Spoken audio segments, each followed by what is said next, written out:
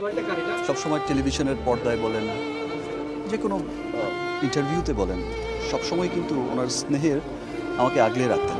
উনি বলতেন যে আমার চলচ্চিত্রের ব্র্যান্ড অ্যাম্বাসেডর। উনি বলতেন, অনেক কথা বলতেন। বাংলা চলচ্চিত্রের ইতিহাসে এক অমর নাম সালমান শাহ। মৃত্যুর প্রায় 3 দশক পেরিয়ে গেলেও শেষ হয়নি সেই রহস্য। এখনো কোটি ভক্তের মনে একটাই প্রশ্ন, সালমান শাহ কি আত্মহত্যা করেছিলেন নাকি তাকে হত্যা করা হয়েছিল? এই প্রশ্ন ঘিরেই আবারও আলোচনা এসেছে সালমান শাহ হত্যা মামলা। আর এবার বিষয়টি নিয়ে কণ্ঠ ভারী করে আবেগ ধরে রাখতে পারেনি ঢাকাই সিনেমার তারকা শাকিব খান। সম্প্রতি একটি সাংস্কৃতিক অনুষ্ঠানে সালমান শাহকে স্মরণ করতে গিয়ে চোখের পানি ফেলেন শাকিব খান। তিনি বলেন, সালমান ভাই ছিলেন আমাদের ইন্ডাস্ট্রির গর্ব।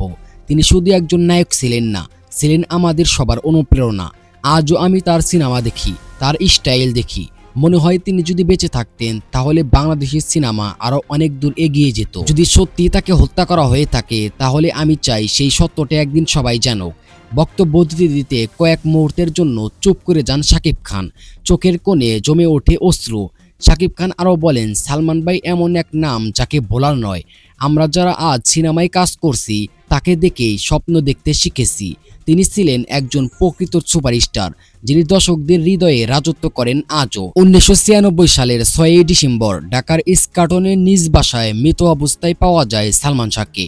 প্রাথমিকভাবে পুলিশ এটিকে আত্মহত্যা হিসেবে জানালেও পরিবার ও ভক্তদের দাবি এটি ছিল একটি পরিকল্পিত হত্যাকাণ্ড। বছরের পর বছর কেটে গেছে, একাধিকবার তদন্ত হয়েছে, কিন্তু মৃত্যুর রহস্য এখনো অমীমাংসিত। সম্পর্ক আমার সাথে, এই ঘর এই সংসার, আপনারা অনেকেই দেখছেন। আমার মনে হয় বাংলাদেশের এই যে যতগুলো চ্যানেল আছে সব চ্যানেলেই একবার না, 2 বার না ভাই, আমার মনে হয় 50 বার চলছে এই পর্যন্ত। প্রত্যেকটা চ্যানেলে বহুবার চলছে এই ঘর এই সংসার।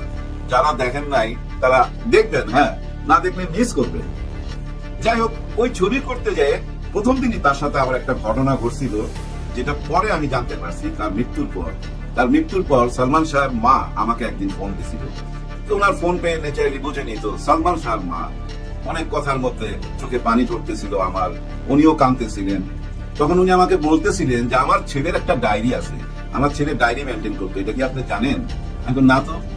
ওই ডায়েরির একটা পাতায় লেখা আছে আপনার কথা। আমি তো অবাক হইলাম। আমি বললাম, কি লিখছে? ওইখানে লেখা আছে যে বহু ছবি কাজ করলাম, কিন্তু আজকে একটা বহু ছবি কাজ করছি, আজকে একজন সত্যিকারের পরিচালকের সাথে কাজ করলাম, যে পরিচালক আমাকে বকা দিল, আমার চোখের পানি ঝরলো, কিন্তু তার প্রতি রইল আমার শ্রদ্ধা। দেখেন, চোখের পানি ঝরছে, তারপরও আমার প্রতি শ্রদ্ধা। ওই ডায়েরিটা কিন্তু এখনো আছে, আমার মনে হয় পুলিশের কাছে আছে। যাই হোক, কেন ও চোখের পানি ঝরালো এই গল্পটা এর আগেও আমি করছি। যখন আমি সিনেমার নিয়ে কন্টেন্ট বানাইতাম তখনই আলাপটা করছি, কিন্তু ইদানিং যারা আমাকে ফলো করেন ওনারা নিশ্চয়ই ওই কন্টেন্টটা দেখেন নাই। ওনাদের জন্য বলতেছি, সেদিন ছিল এই ঘর এই সংসার ছবির প্রথম শুটিং। আর এই শুটিংটা ছিল ওই যে ধানমন্ডির ওই সাইডে, জায়গাটার নাম ভুলে গেলাম, পিলখানার সাথে, যেখানে গরুর চামড়া জমায় রাখে, খুব দুর্গন্ধ হয়, ওইখানে একটা বাড়িতে ওই শুটিংটা ছিল। কেন ওই বাড়িতে ওরকম একটা ওর জায়গায়? কারণ ওই বাড়িটা ছিল আমার বোনের। হ্যাঁ, উনি আমার দূর সম্পর্কের বোন। ওনার বাড়ির 5 তলার মধ্যে আমি সেট ফেলছি, যেহেতু ছবিটা বাজেটের মধ্যে, কম বাজেটে। আর এই ছবিটার প্রডিউসার ছিল, আর এই ছবিটার প্রডিউসার আমরা 2 জন, আমি আর খলিল ভাই, বিখ্যাত অভিনেতা। হ্যাঁ, সেই খলিল ভাই, উনি আর আমি প্রডিউসার। বাজেট মাত্র 20-22 লাখ টাকা। উনি অর্ধেক দিবে, আমি অর্ধেক দিব। 95 সালের শেষের দিকের কথা। তখন ওই বাজেটের মধ্যেই ছবি হয়ে যেত। আর আমার একটু সুযোগ সুবিধা বেশি ছিল, কারণ যেসব আর্টিস্ট আমার সঙ্গে কাজ করতো ওরা অনেক সময় বাকিতে কাজ করতো, কেউ অর্ধেক পেমেন্ট নিত, পরে অর্ধেক নিত।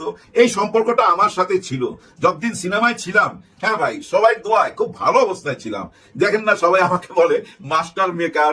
এই একটা কথার জন্য অনেক শিল্পী আমার প্রতি দুর্বল ছিল, আমার সাথে কাজ করতে চাইতো।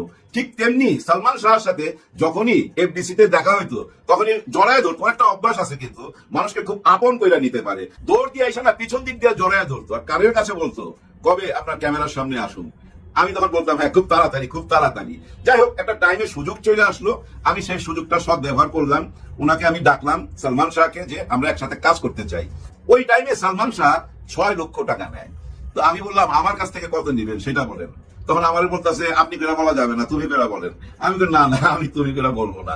আসলে ভাই ব্রাদার, এই যে সিনেমায় যত নায়ক নায়িকা দেখেন, সিনিয়র জুনিয়র, কাউকে আমি তুমি করে বলি না, আমি সবাইকে আপনি করেই কথা বলি। ওইটা আমার ভালো লাগে, হ্যাঁ ভালো লাগে। নায়ক মান্য বহুবার বলছে যে আফসারি ভাই দূর, আপনি আপনি করে বললে ভালো লাগে না। আমি বলি না না, আমি তুমি করে বলতে পারবো না। আসলে আমার মুখে তুমিটা আসে না। আমার বাসায় যে হেল্পিং হ্যান্ড